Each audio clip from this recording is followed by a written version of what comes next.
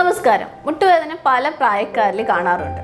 കുട്ടികളിലാണെങ്കിൽ മിക്കവാറും sports ആക്ടിവിറ്റീസിൽ involve ആയിട്ടുള്ള കുട്ടികളിലാണ് കാണാറ്. അതായത് ഇഞ്ചുറി കൊണ്ട് ഉണ്ടാവാറുണ്ട്. OSD, റണ്ണേഴ്സ് നീ, ഇങ്ങനെ പല രീതിയിൽ. ചില കുട്ടികളിൽ ഗ്രോയിങ് പെയിൻ ആയിട്ടും മുട്ടുവേദന വരാറുണ്ട്.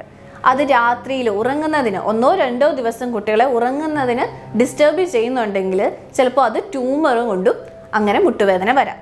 ഇനി ഒരു പ്രായമായവരിൽ ഒരു 20-30 ഇടയിലുള്ള ആളുകളിലാണെങ്കിൽ uric acid, arthritis, rheumatoid arthritis പോലെയുള്ള കാരണങ്ങൾ കൊണ്ടാണ് കൂടുതലായും കാണാറ്. അതേപോലെ അവർക്ക് എന്തെങ്കിലും ഇഞ്ചുറി പറ്റിയിട്ടുണ്ടെങ്കിലും മെനിസ്കൽ ഇഞ്ചുറീസ് ഒക്കെ ആ ഒരു ഏജിൽ കാണാറുണ്ട്. പ്രായമായവരിൽ മിക്കവാറും തേയ്മാനം കൊണ്ട് തന്നെയാണ് ഓസ്റ്റിയോ ആർത്രൈറ്റിസ്, ഓസ്റ്റിയോപോരോസിസ് എന്നീ പറയുന്ന അവസ്ഥയാണ് മുട്ടുവേദനയ്ക്ക് കാരണമാകുക. അപ്പം നമുക്കൊരു മുട്ടുവേദന ഉണ്ടെങ്കിൽ നിങ്ങൾ ഏത് പ്രായത്തിലുള്ള ആളാണ് എന്ന് നോക്കിയിട്ട് അതിൻ്റെ കാരണം വ്യത്യസ്തമായിരിക്കും. മുട്ടുവേദന ഉള്ളവർ എന്തെല്ലാം ശ്രദ്ധിക്കണം? ആ വേദന ഏത് സമയത്താണ് വരുന്നത്? നടക്കുമ്പോൾ നിങ്ങൾക്ക് സ്റ്റെപ്പ് ഇറങ്ങുമ്പോഴും കയറുമ്പോഴും തെന്നിപ്പോകുന്ന പോലെ ഒരു ബലമില്ലായ്മ ഉണ്ടാകുന്നുണ്ടോ? അതോ മുട്ട് നിവർത്തുന്നതിന് ലോക്കായി പോകുന്ന പോലെയുള്ള അവസ്ഥയുണ്ടോ? നിങ്ങൾക്ക് എന്തെങ്കിലും ഇഞ്ചുറീസ് പറ്റിയിട്ടുണ്ടോ? അത് വളരെ നീരോടുകൂടി വേദന വരുന്നുണ്ടോ?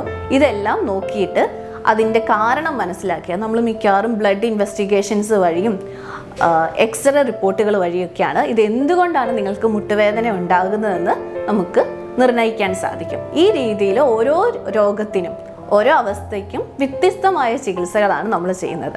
മുട്ടുവേദന തന്നെ ചിലപ്പോൾ നിങ്ങളുടെ സ്പോണ്ടൈലോസിസ് അല്ലെങ്കിൽ ലിസ്തസിസ്, നടുവിൻ്റെ പ്രശ്നങ്ങൾ കൊണ്ടും മുട്ടുവേദന ഉണ്ടാകാറുണ്ട്. അപ്പം ഇത് എന്തുകൊണ്ടാണ് നിങ്ങൾക്ക് മുട്ടുവേദന വരുന്നതെന്ന് മനസ്സിലാക്കി അതിനനുസരിച്ചുള്ള ചികിത്സ എടുക്കാൻ ശ്രദ്ധിക്കണം.